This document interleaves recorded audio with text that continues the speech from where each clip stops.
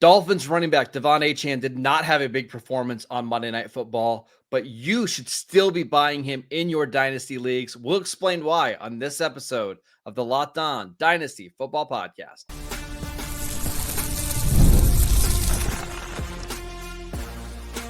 You are Locked On Dynasty Football, part of the Locked On Podcast Network. Your team every day. Here are your hosts, Marcus Mosher and Kate Madjuk. Welcome back to the Locked On Dynasty Football Podcast, part of the Locked On Podcast Network, your team every day. We'd like to thank you for making us your first listen of the day. I am your host, Marcus Mosher. You can follow me on Twitter at Marcus_Mosher. Joining me today, as always, is Kate Madjuk. You can follow her on Twitter at Kate Madjuk. On today's show, we're going to talk about Puka Nacua, who did have a big game on Monday Night Football. We'll talk about some players that have favorable playoff schedules that you need to acquire in your dynasty leagues. But Kate, let's talk about the Dolphins running back situation, because to me, it's becoming clearer and clearer every week what we should be doing here.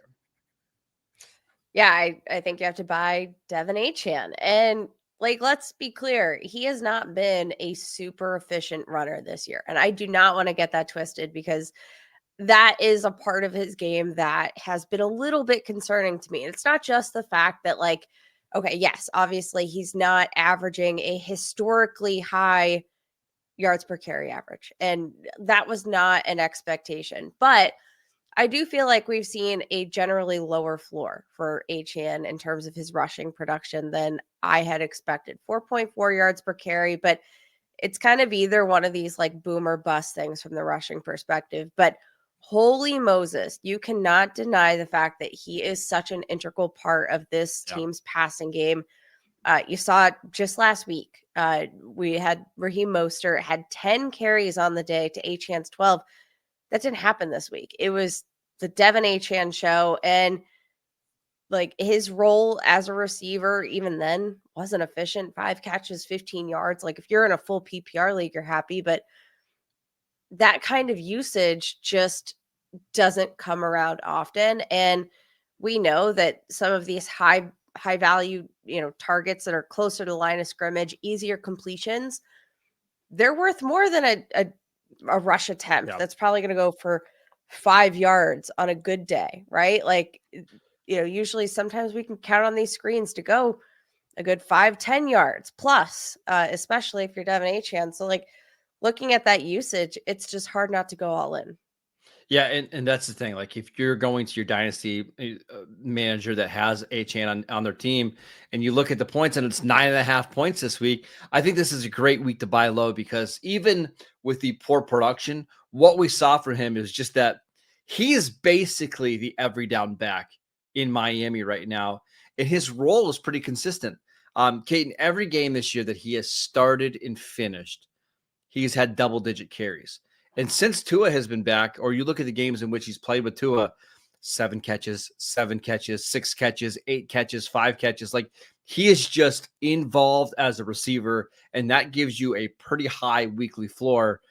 And with Miami being 3-6, they're actually still in it in the AFC wildcard hunt. I got to believe they're just going to lean on Achane the rest of the way. I think this is a good time to buy.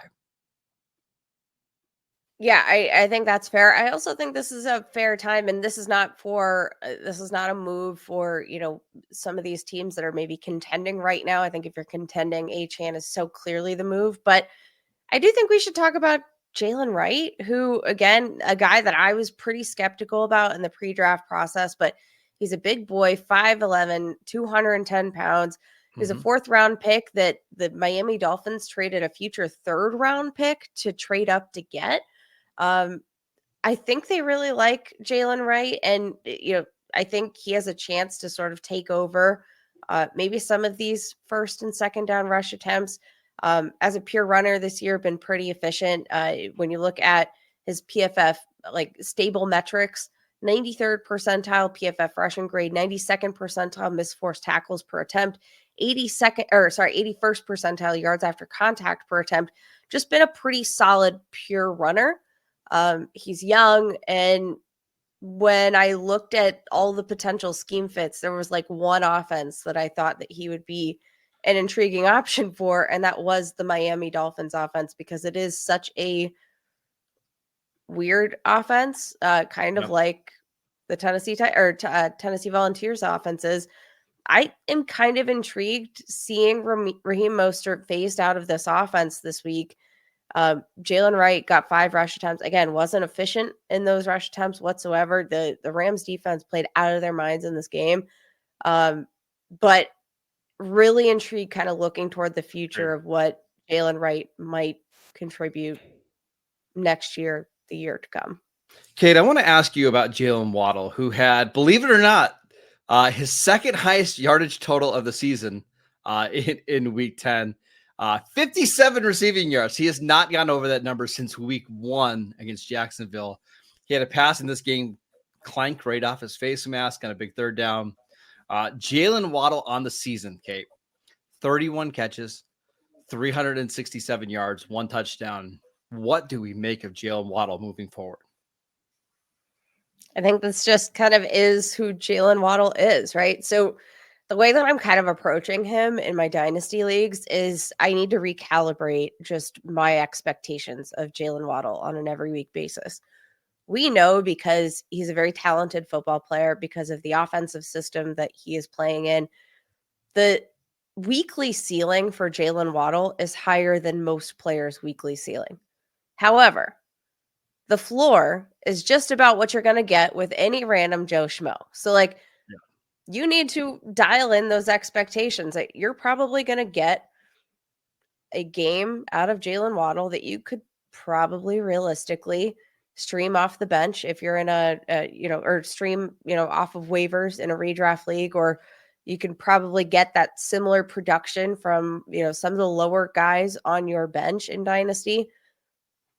But knowing that the ceiling is just higher than most. So it's all about recalibrating your expectations. And I got to be honest, I don't even know if we would have been to this yardage total. I don't know that we would have reached 6 targets in this game if it weren't for the fact that Tyreek Hill's currently dealing with a wrist injury. I think it's definitely time, again, not to hit the panic button, because we've already kind of been hitting the panic button on Jalen Waddle. But I think this is just who Jalen Waddle is right now in this moment, in this offense, that, again, it's probably on us at this point if we're expecting something different. So do you think this is a time to buy Jalen Waddle, hoping the situation gets better? Or maybe this is the offseason that they move on from Tyreek Hill. His contract becomes much more tradable after this year. Would you be buying Jalen Waddle now or no? Your face told me all. The answer is no. Yeah, I don't think so. If you told me I would be saying this a year ago, I think I would have probably told you BS. But it, again, just kind of feels like this is who Jalen Waddle is. And even when he is playing, right, kind of a consistent thing. Every time he takes a big hit, getting checked out on the sideline, decreases his overall percentage of snaps played, decreases his availability for targets. It just feels like this is who Jalen Waddle is. And I do think the name value at this point, well, can I give you some it still makes it hard to trade for him, because I think people kind of elevate that name, even though the production has not at all been there. I've got several trades here from Dynasty League Football that I want to get your thoughts on. These have all happened over the last week. Jalen Waddle for Tank Dell, straight up. Tank Dell. Okay. Jalen Waddle for Stephon Diggs, knowing that he's on a torn ACL, and a 2025 second-round pick.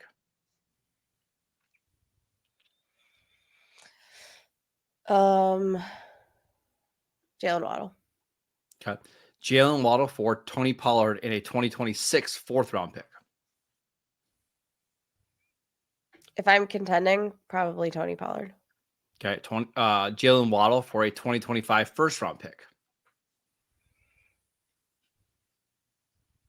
My bad. I kind of want the first.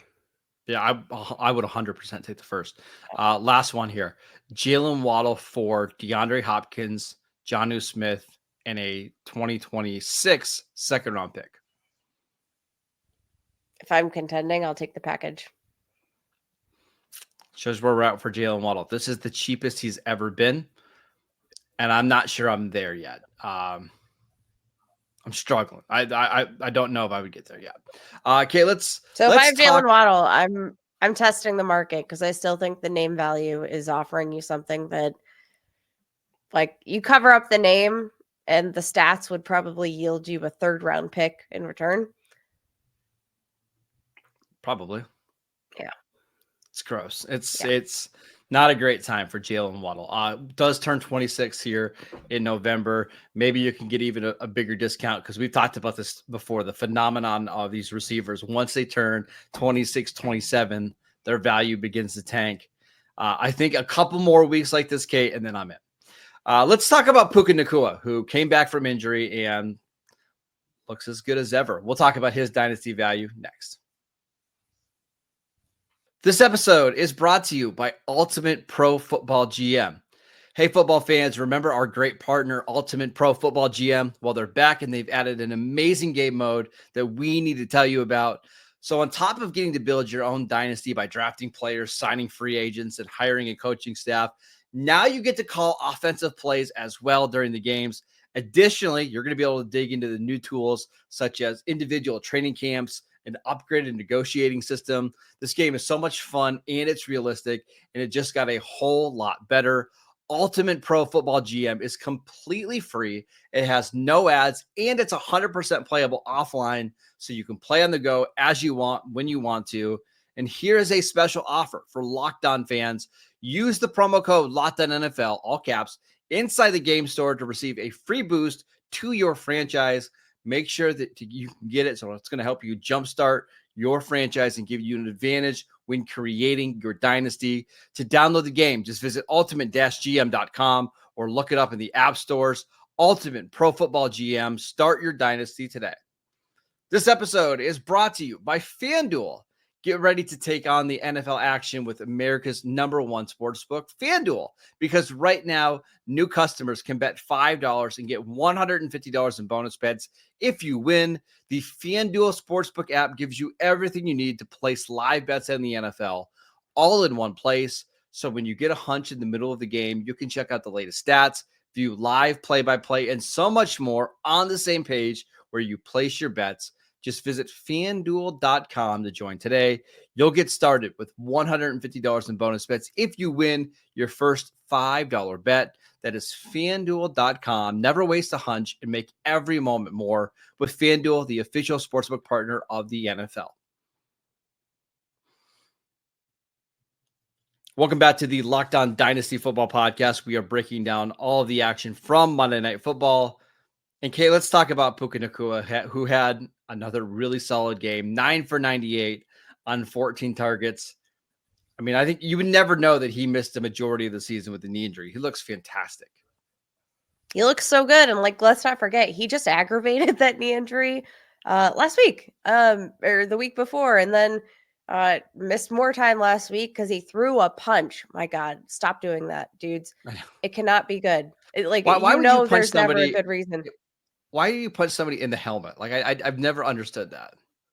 Never understood it. But if you had a 10 points per helmet punch league, Puka would have come through for you last week, and he came through for you again. He is just, Marcus, I watch him play football, and I'm just so enamored with just watching him get targets.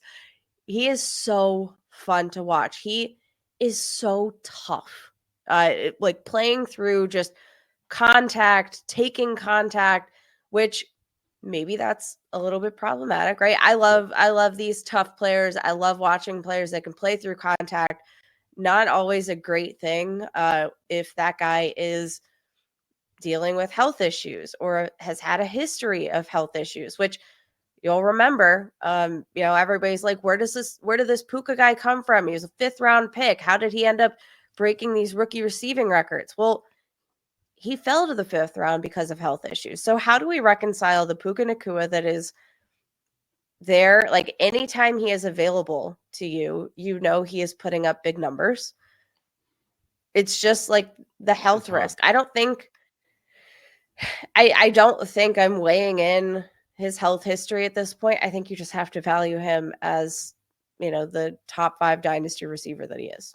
It reminds me of a lot of like a peak Rob Gronkowski, where anytime Gronk was healthy, I mean, he was a weapon or a game changer for your fantasy teams, right? Like now I know the tight end position is different, but it's the same thing. Like you were getting elite production whenever he was healthy, but you kind of had to account in that he was going to miss a couple games every year, and there was a good chance that he was going to miss a good chunk of the season.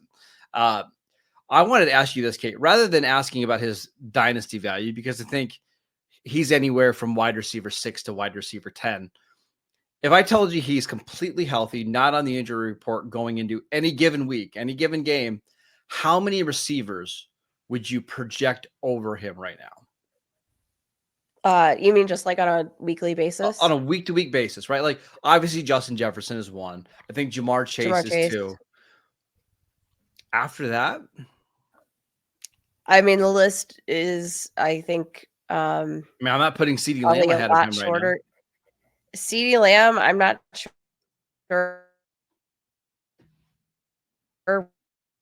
with this current landscape that St. Brown, a guy I love, and obviously has a super high ceiling. Like, this has not been a year. I think this is kind of a year where we've seen this ideal system that the Detroit Lions have put together where they don't need to put a ton of pressure on the passing game. It's been a super efficient passing game, but we know that that can lead to some down weeks. Like if the volume's not there, if there's even a slight dip in efficiency, then your fantasy team can go to dust.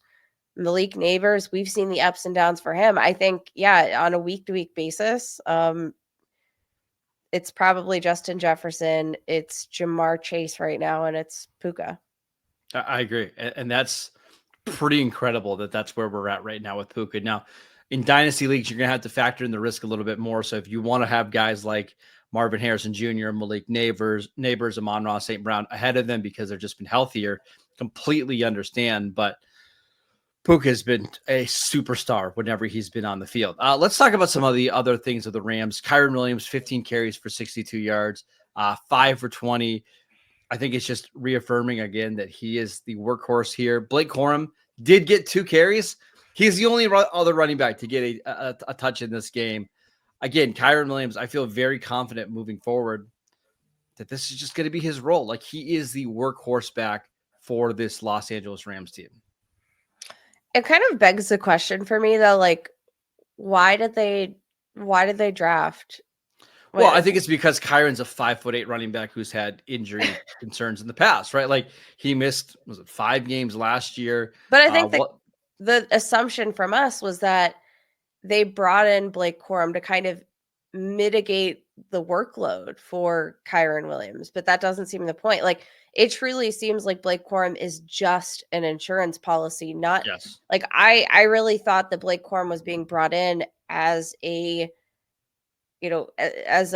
weapon to help limit the need of giving Kyren Williams 20 touches every single week. No. But that doesn't at all seem to be the case. So I guess I think we know how we're valuing Kyren Williams. How do we value Blake Corum at this point? I think that might be the most interesting question mark here for the Rams from a dynasty perspective for me. So I just traded for Blake Corum in a dynasty league. With the understanding that he is not going to be somebody that you can play at all until Kyren Williams is either out of the picture or injured. But my thought process was if he's the starter, you can bank on him getting a lot of touches because this is just what Sean McVay does, right? He finds a running back and he gives that running back every opportunity to make plays. And the only time you're going to come out of the game is if you ask to come out of the game. So Corum is somebody that I'm targeting in trades, but not nearly as he's not as pricey as he was 3 months ago. We were thinking about him potentially splitting time in this backfield. I still think he's a buy. But I still think like if you're talking about, players that, are the best insurance policies at the running back position, Blake Corum has to be one of the most highly valued insurance guys. So like, if you are the Kyren Williams manager, we know that like to this point in his career, hasn't been fully healthy. Like injuries similar to Puka, Kyron Williams hasn't been fully healthy on a consistent basis. So like, I think that, if you're looking at this circumstance, he's played all the games this year, but prior to this season, 12 games was his career high. I think there's a reasonable argument that, like, if you are the Kyron Williams manager, like, there is nothing more important to you than trading for Blake Corum, especially heading into the fantasy football playoffs, where, if Kyron Williams goes down to injury, which he has in the past, it's probably going to be the Blake Corum show. And there's also a chance, Kate, that this Rams team, I believe they are 4-5 right now, right? They're not going to get a wild card. Like, there's already too many teams ahead of them. If they start to fall down this playoff picture in the NFC West, and they get to a spot where they're 5-8 or 5-9, and it just becomes obvious that they're not going to be able to make the playoffs, maybe that's when you see the Rams shut down Kyron Williams to avoid giving him, extra work on his body. And that's where we see Blake Corum dominate the fantasy playoffs because they have a fairly favorable schedule. I wouldn't be surprised if Blake Corum ends up being one of these weird guys that ends up deciding your dynasty league for you this year. Crazy. Yeah. We're going to talk about some other players. How about this for a segue? That have favorable schedules in the fantasy football playoffs. We will get to that next. This episode is brought to you by Game Time. I absolutely love Game Time. It is the only ticketing app that I use when I want to go see my favorite teams play. Game Time Picks helps you filter out the fluff to show you only the incredible deals on great seats, so you don't have to waste your time searching through thousands of tickets. They've got so many great features on the Game Time app. One of my favorites is that they have the all-in pricing, so you're going to see your total up front, so there's absolutely no surprises at checkout. Plus, they have a panoramic view of your seats, so you know what your seats look like before you buy. Plus, they have the lowest price guarantee, or Game Time will credit you 110% of the difference. Take the guesswork out of buying tickets with Game Time Picks. Download the Game Time app, create an account, and use promo code LOCKEDONNFL for $20 off your first purchase. Terms apply. Again, create an account, use promo code LOCKEDONNFL for $20 off. Download Game Time today. What time is it? Game time. Welcome back to the Locked On Dynasty Football Podcast. We'd like to thank you for making us your first listen of the day. For your second listen, check out the new Locked On NFL show with Tyler Rowland and Tony Wiggins. 2 shows every single day, 1 in the morning, 1 in the afternoon, for all of the latest NFL news. They do a fantastic job. I'm sure they're going to be talking about Shane Waldron, who was let go by the Bears today, their offensive coordinator. Check out their takes to see what they think of that Bears offense moving forward. Okay, let's talk about some players that have some favorable schedules going into the fantasy football playoffs, and some players that you might want to target in trades to help you win. Who do you got?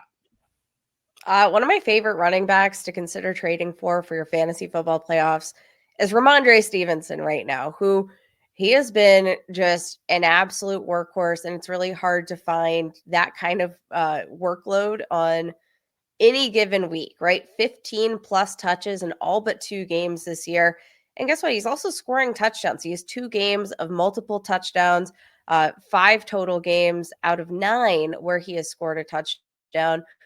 This has been a really bumpy route for the offense, right? Like, there have been a lot of ups and downs for the New England Patriots, but I'm looking at their upcoming schedule and I'm thinking to myself, there's a lot to like here about this Patriots schedule leading up to and like heading into and throughout the playoffs. Like, let's just review.